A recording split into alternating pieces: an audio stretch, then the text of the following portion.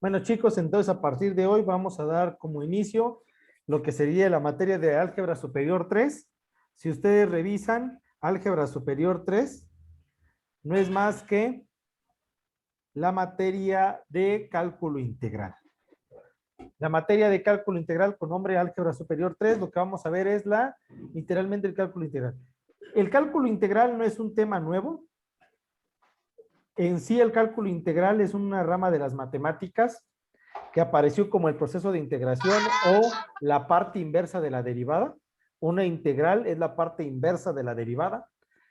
Para los que tengan una duda, ¿a qué me refiero? Multiplicación es la derivada y la división es la integral. En el caso del otro sería la derivada es la resta y la suma es la integral. La integral apareció como el proceso necesario para poder calcular áreas. Fue usado por primera vez por científicos como Arquímedes, René Descartes, Isaac Newton, Gottfried, y los padres a los cuales se les coloca lo que es principalmente el padre del cálculo integral, Leibniz, y uno de los que generó el teorema fundamental del cálculo integral, que fue Isaac Newton. Principalmente entre todos ellos se encontraron con una incógnita, y es una incógnita que fácilmente se dieron cuenta qué es lo que pasaba. A ellos les llegó la duda de cómo poder obtener, bueno, vamos a empezar con algo sencillo, chicos. ¿Cómo podemos calcular el área de este cuadrado, de este rectángulo?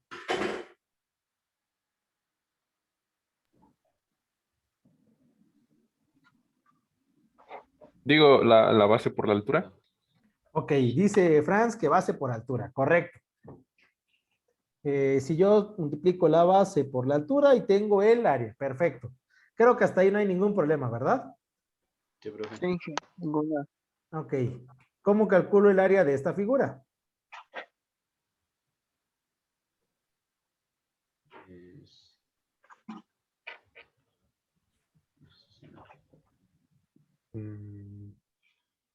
¿No sería lado por lado? Podemos multiplicar ancho por largo, no hay problema. Es un área.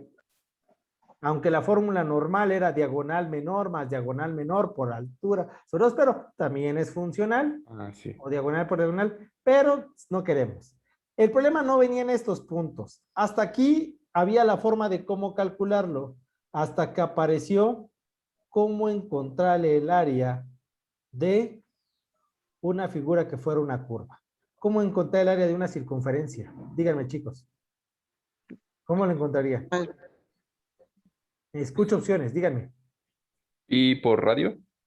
Ah, pues si no sabían qué era el valor pi. Bueno, para ser exactos, les digo a todos, díganme cuánto vale pi. Exacto, no quiero aproximaciones. 3.1416. Ah, no. Yo no quiero, yo no dije aproximaciones, porque si les puedo decir aproximaciones, a mí me dijeron en la primaria que pi vale 3.1415926554. Eso es lo que vale para mí. Sí. Nada más tengo, y eso que nada más me estoy acordando de 10 decimales. Pi es un número infinito, es un número irracional, tiene demasiados decimales. Tiene un número infinito de decimales. Pero no, ¿cómo calculan esto? ¿Cómo ¿De lo la harían? circunferencia que tiene? Pero no lo pueden calcular. Díganme cómo lo harían. Les piden que calculen ustedes. A ver, ¿qué les voy a dar? ¿Cómo calcularían ustedes esto? Si no saben cuánto vale pi, si no saben qué es un diámetro, si no saben qué es un radio, ¿cómo lo calcularían? Estamos antes de que encontraran esos descubrimientos. ¿Cómo lo calcularían? Eh, ¿Se podría poner, por ejemplo, un cuadrado dentro del círculo y sacar un aproximado del área? Fue lo primero que hicieron. Ajá. Pusieron un cuadrado y listo.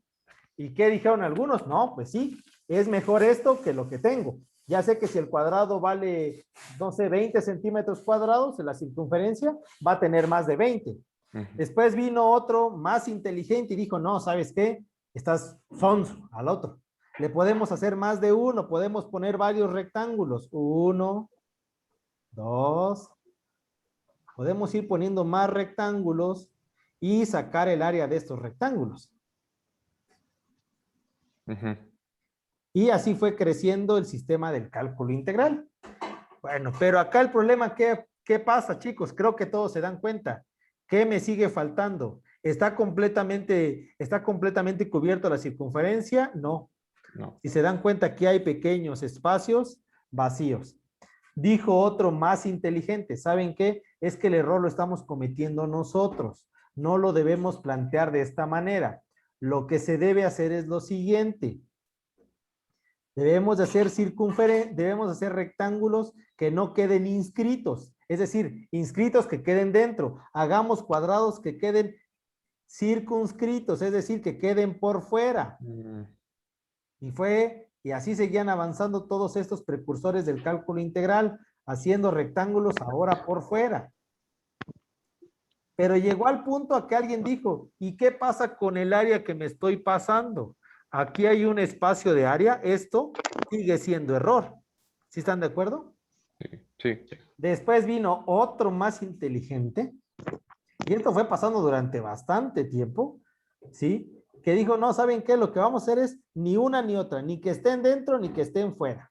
Vamos a poner rectángulos que estén medio dentro y medio fuera, es decir, que tengan la parte central del rectángulo a mitad de la curva, como lo podemos observar. Si se dan cuenta, una parte está dentro y una parte está afuera. Y así lo fueron haciendo hasta rellenar la circunferencia. Y pues, ¿qué decían? ¿Saben qué? El espacio que tenemos acá, este faltante se complementa con este faltante se complementa con esto, y ahí vamos sacando un promedio. A final de cuentas, dijeron, ¿qué es lo que se debe de hacer? Es literalmente hacer eso. Colocar rectángulos, pero aquí viene la parte importante. Colocar rectángulos que tengan de espesor, el espesor de una línea. ¿Cuánto tiene de espesor, chicos, una línea? ¿0? ¿1? No, si tuviera uno, sería un tamaño 1. Imagina Cierto. que fuera 1 metro, pues sería muy grande. Cierto. El grueso de la línea es un valor pero tan pequeño, ¿sí? Que no es 0, pero se acerca a 0. De tal manera que cada línea y que todos los rectángulos fueran del grueso de esta línea va a tener de espesor la diferencial. Esta línea, voy a bajar el tamaño del ancho de mi línea. Esta línea va a tener de ancho la diferencial de la función, y de acá para acá de altura va a tener a la derivada de la función. Y si nosotros sacamos el área de un rectángulo y sabemos que esto va a ser dx por su derivada, entonces al multiplicar la derivada por su diferencial, vamos a ir encontrando el área de cada uno de los rectángulos. Y van a preguntar entonces de dónde viene el signo. El signo que nosotros conocemos para la integral. Este símbolo que parece, lo que parece más es una S. Es una S que fue jalada de la parte de arriba y jalada de la parte de abajo, y lo que representa es una suma. Hay que sumar todas las áreas de todos estos rectángulos. Hay que sumar el área de todos estos rectángulos que le iba poniendo la circunferencia, todos los rectángulos, y a la suma de todos los rectángulos va a ser el resultado del área. Por supuesto que este resultado no solo aplica a la circunferencia, sino también aplica a, por ejemplo, el área de una parábola, el área de una figura cúbica, a cualquier área, inclusive hasta la de un triángulo. Si yo tengo una línea recta y aquí está, por acá, tengo al eje X y Y, por ejemplo, aquí tengo el eje X, aquí tengo el eje y yo quiero calcular el área que está bajo esta línea. Si yo quiero calcular esta área, la puedo calcular. Yo sé que se puede calcular con una fórmula, pero también se puede calcular con el cálculo integral. Entonces, precisamente la definición del cálculo integral no es más que la sumatoria de todas las áreas dentro de una función. No sé si hasta que alguien tenga alguna duda o pregunta. No, profe, ninguna. ¿No? Ok. Bueno, entonces nos vamos a dar cuenta que la integral tiene esta forma. Va a tener como elementos, una integral va a tener como elementos un límite inferior. Va a tener un límite, también tengo muy delgado, un límite inferior y un límite superior. El límite inferior lo que va a denotar es hasta dónde vamos a calcular el área. El límite inferior es de donde vamos a empezar y el límite superior hasta donde vamos a terminar. Repito, el límite inferior va a estar a la izquierda del superior y vamos a empezar desde el inferior hasta el superior. A la hora que saliste. Bueno, Disculpe, tuvimos que eliminar a Sergio. Bueno, ya que tenemos la integral, entonces, la integral va a tener un límite inferior y superior de la función que tengamos. La función puede depender del tiempo, del desplazamiento, de la velocidad. Una función de X depende de localización, puede depender de lo que ustedes quieran. De su diferencial, y esto va a dar como resultado a la función primitiva.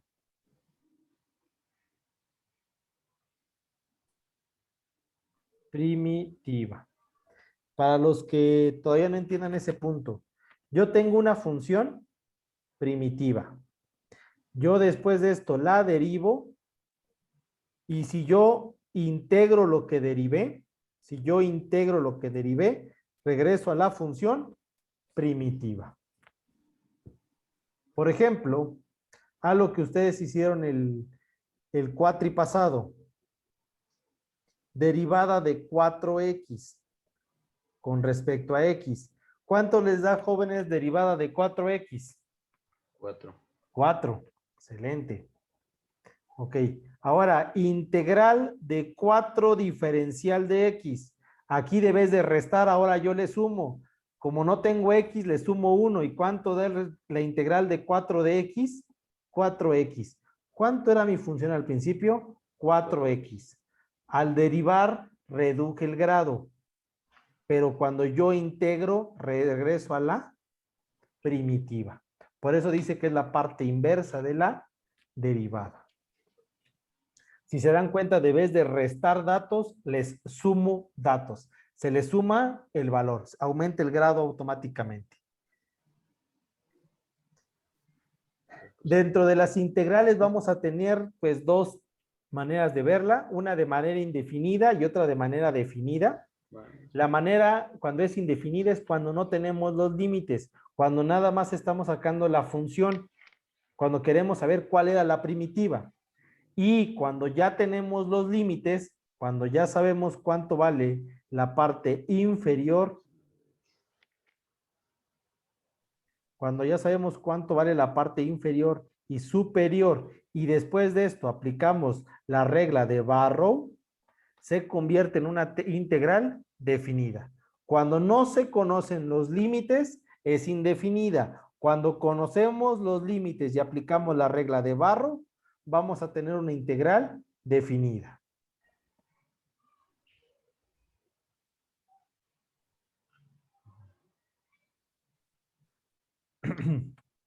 Y como lo estamos viendo, la integral definida ya nos tiene el espacio o una región bajo la curva, la cual va a tener dos límites, inferior y superior, y ya nos va a permitir, no solo sirve para áreas, sino también sirve para volúmenes. Vamos a ver diferentes métodos para poder calcular volúmenes. Yo sé que existen fórmulas para muchas figuras, pero estas no son para las figuras que conocemos. Son figuras como estas que no tenemos cómo responderlo, que lo único que tenemos son dos ecuaciones y que en base a esas ecuaciones podremos calcular su volumen en el espacio.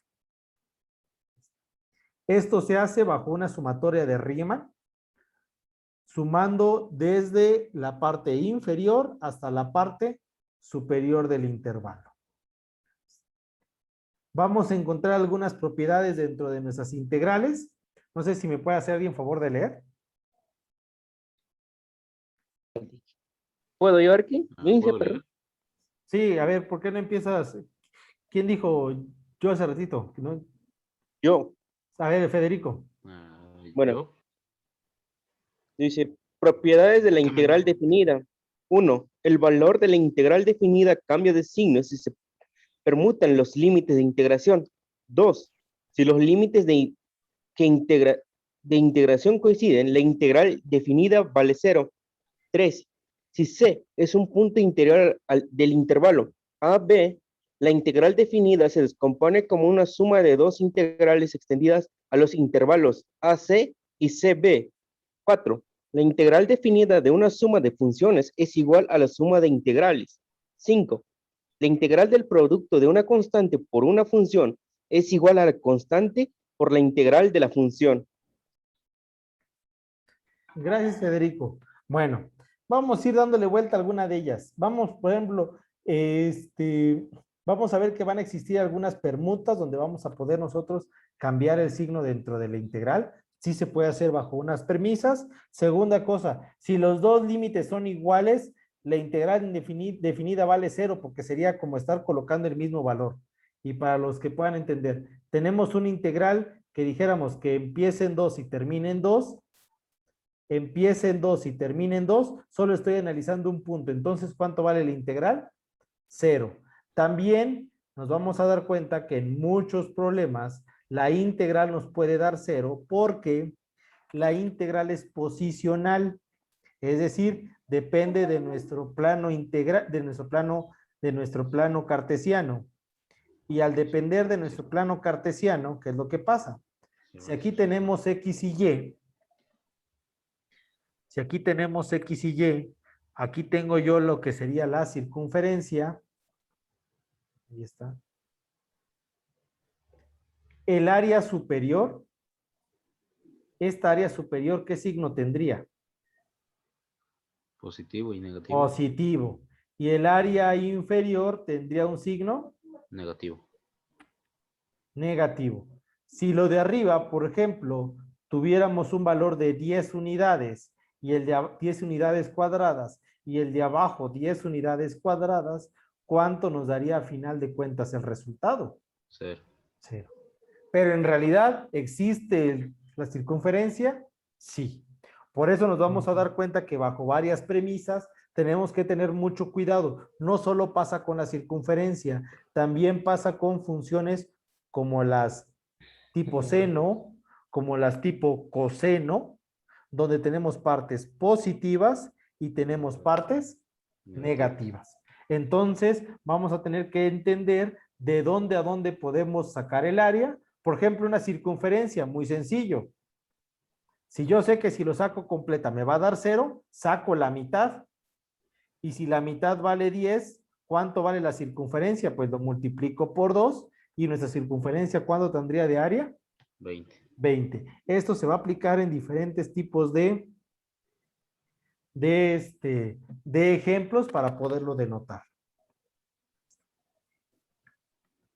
Ok, no sé si hasta acá alguien tenga alguna duda o pregunta. No, profe. ¿No?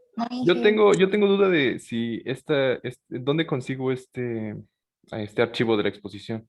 Te lo voy a subir a la Están... plataforma. Ah, bien, bien, bien. Ok, ¿Sale? gracias. Sí. Bueno, teorema de existencia. Se puede afirmar que va a existir al menos un punto C perteneciente a un intervalo para que pueda existir dicho valor. Y este valor normalmente va a ser el medio. Vamos a ir viendo cada uno de nuestros valores de existencia. Una función, si tiene un intervalo A y B y estos no son el mismo punto, pues no va a tener un punto C que pueda ser precisamente en la mitad. Función primitiva. Se le conoce el nombre como función primitiva o a la antiderivada como la función original o la primera que pudiera existir.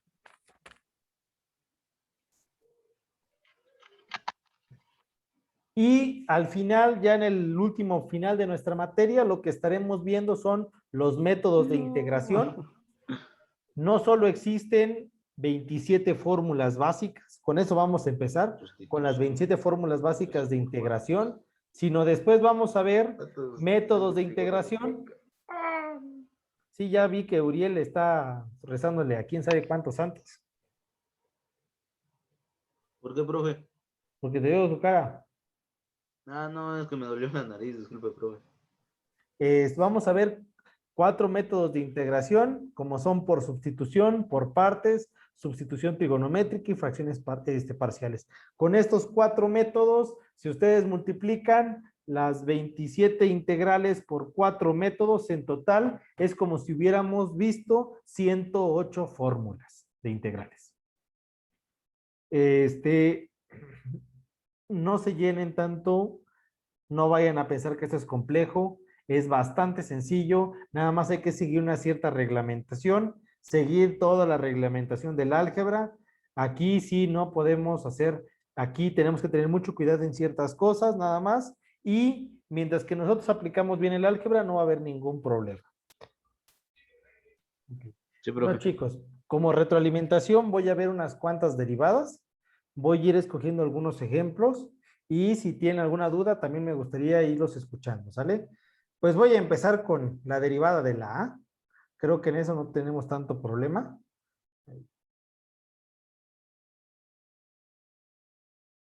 Vamos a empezar con la derivada de la A.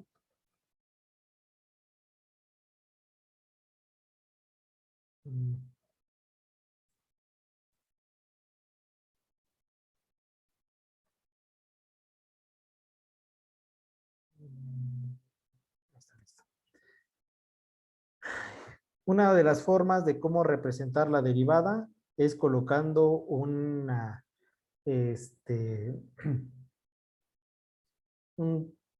una pequeña apóstrofe, como si fuera un tilde, pero vertical a la función.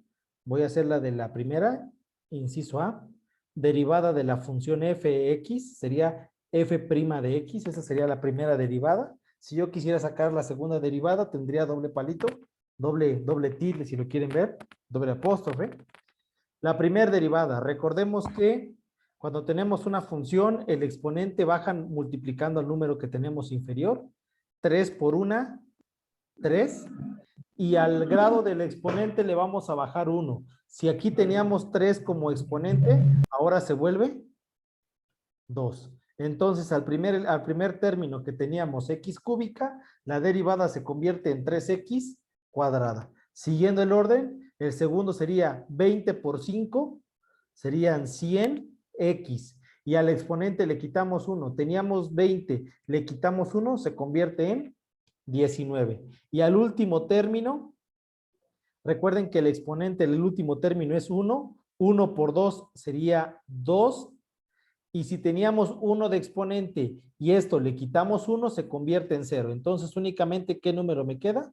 El 2. No sé si tengan dudas con esta primera derivada. No, Inge. ¿No? No, profe. Voy a hacer la derivada de la letra C. Como les digo, voy a irme salteando algunas. Voy a hacer la derivada de la C. Cuando tenemos nosotros una división, lo que se puede hacer es, si las variables únicamente se encuentran en la parte superior de la división, deriven arriba y no pasa nada. Vamos a tener que hacer algún cambio cuando la variable se encuentre en el denominador, como en los ejemplos m, n o ñ.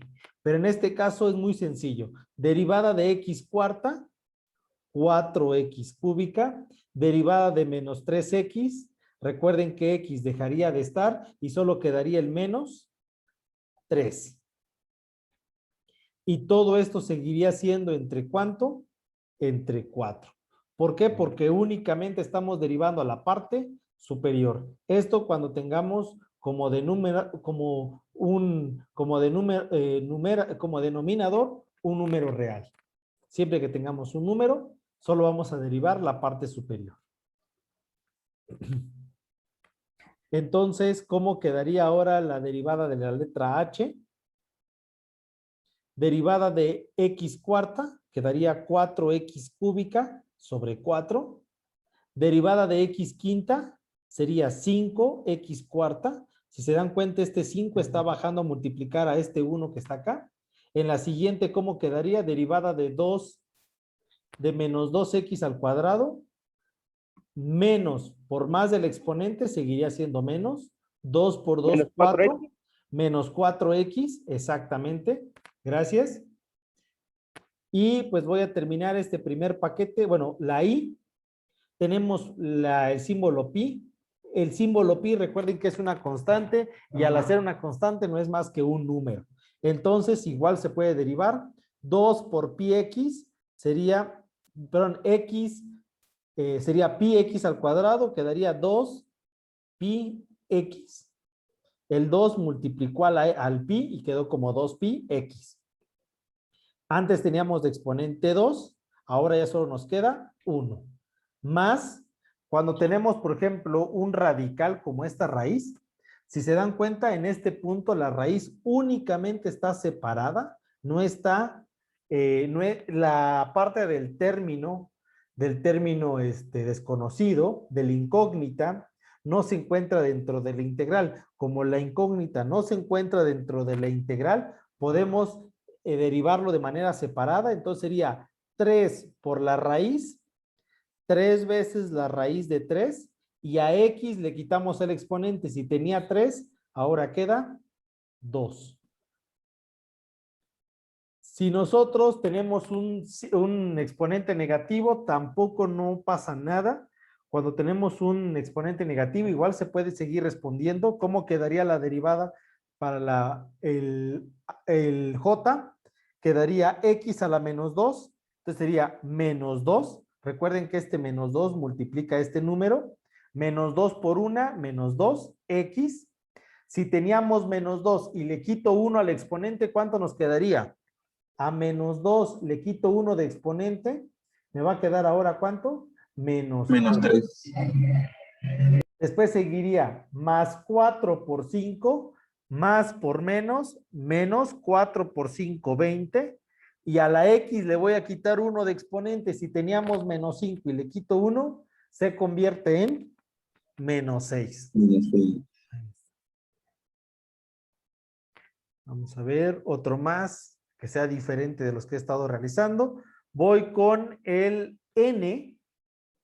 Con el n. Cuando nosotros tenemos una fracción, lo que se puede hacer es darle vuelta a la fracción. ¿Alguien me puede decir qué significa un signo negativo? Un exponente negativo, perdón, chicos. ¿Alguien me puede decir qué significa un exponente negativo?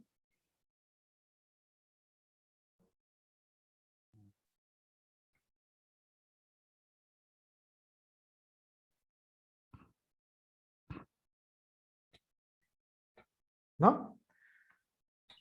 Cuando nosotros tenemos un exponente negativo, por ejemplo, en el ejemplo J, nosotros lo podríamos reescribir este J de otra manera. ¿Y cómo es? Teniendo en cuenta que tiene exponentes negativos, lo único que tendríamos que hacer es ponerle exponentes positivos. ¿Y cómo quedaría? Este ejemplo J realmente es una función f de x es igual a el número que tenemos acá, que es 1 entre x al cuadrado, más 4 entre x a la 5. Esta función es lo mismo que esta. 1x al cuadrado, 1 entre x al cuadrado, más 4 entre x a la quinta. Pero aquí, ¿cómo está denotado? Para no tenerlo en forma de división, al exponente yo lo puedo subir, pero con signo negativo. Entonces quedaría una vez x a la menos 2 más 4 veces x a la menos 5. Si yo tengo exponente negativo, significa que ese término es un divisor, que es parte de una división. Entonces, aplicando esta propiedad de los exponentes, vamos a hacer el ejemplo n. Si dice que tenemos 1 entre x cúbica, es lo mismo a decir 1 por x a la menos 3. Aquí yo tenía 1 entre x cúbica y es lo mismo a poner 1 por x a la menos 3. Más, si tengo 5 entre x cuadrada, puedo poner 5x a la menos 2. Y esta función son exactamente la misma. ¿Pero por qué hago esto? Porque es mucho más fácil derivar lo segundo que lo primero. ¿Y cómo quedaría la derivada de lo segundo? Quedaría menos 3 por 1, menos 3, x a la menos 4. ¿Por qué a la menos 4? Si teníamos menos 3 y le quito 1, se convierte a la menos 4. Después sería la multiplicación de 5 por menos 2. 5 por menos 2 da menos 10. X, si teníamos menos 2 y le quito 1, se convierte en menos 3. Como esta es una retroalimentación, les va a quedar tarea. ¿Qué les va a quedar de tarea? No sé. Les va a quedar tarea los que no hicimos. ¿Cuáles son los que no hicimos? El A si lo hicimos, les queda de tarea el. Les queda el B. El C si lo hice, les queda de tarea el D. Tampoco hice el E, también les queda de tarea. Tampoco hice el F, les queda de tarea. G tampoco hice, les queda de tarea. H sí hice, I hice, J hice, les queda de tarea la K, les queda de tarea la L, M y Ñ. Excelente. Bueno, chicos, no sé si me hacen favor de tomar un screen para ir ahí tomando en cuenta qué les va a ir quedando de tarea.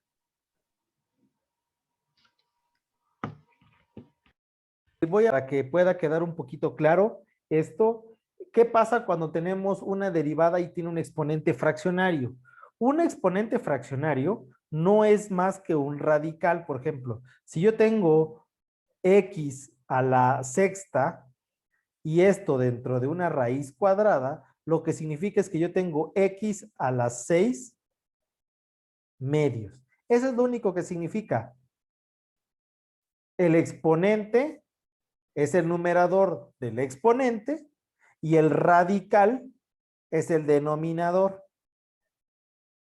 Eso es lo único que representa. Por ejemplo, si tuviéramos una y a la 3 raíz quinta de y cúbica, significa que tengo una y a la 3 quintos. ¿Sale? Si yo tuviera, por ejemplo, una m a la 2 tercios, lo que representa es una m cuadrada que está dentro de una raíz cúbica. Una m cuadrada que está dentro de una raíz cúbica. Esto, les reitero, jóvenes, son propiedades de los exponentes. Lo vieron en secundaria, en preparatoria. Por si no se acuerdan. Sí, ya vi la risa, sí. Bueno. Sí. Bueno, pero, ¿qué pasa si yo le agrego un signo negativo? No pasa nada. Si, por ejemplo, tuviéramos un n a la 4 quintos negativo, voy a ponerle un número, porque muchas veces con el número les va a ayudar más. 3 veces n a la 4 quintos sería, el número de arriba es 3, y abajo quedaría n a la 4, y todo esto dentro de una raíz quinta. ¿Sale?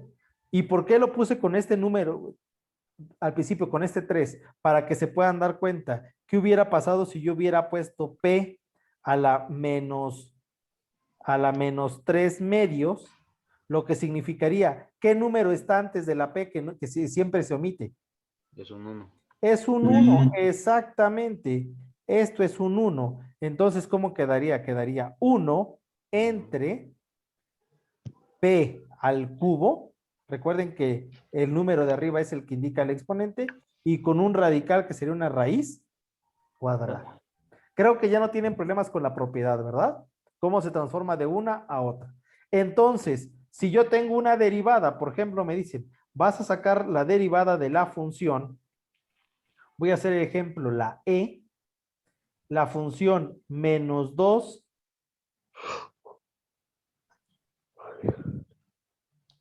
me van a pegar su sueño ustedes.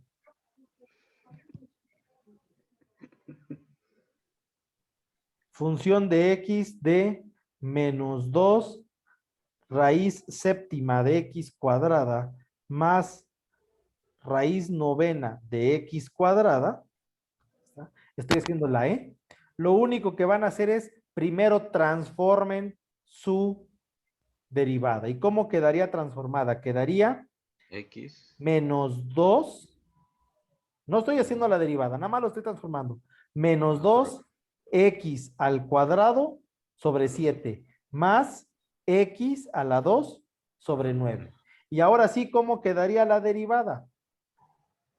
Menos 2 por 2 séptimos, menos 2 por 2 séptimos, menos 2 por 2, menos 4 séptimos de x. Si teníamos 2 séptimos y le quito un entero, aquí teníamos 2 séptimos y le quitamos un entero.